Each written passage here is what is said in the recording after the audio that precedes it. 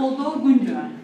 Taza kolduğu günü деген ne degensizlik bilesizler mi? Ağabey. Sabunda alıш gerek, anam tep tuş gerek, anam koyuş gerek. Ayaz.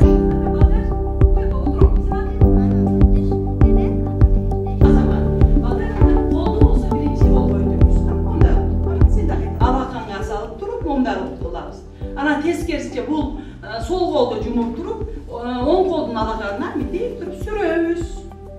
Таза колдор күнүндө Республикалык ден соолукту чыңдоо жана массалык коммуникация борбору Бишкектеги балдар мекемелерине барып, ошол тема боюнча маалыматтарды беришет.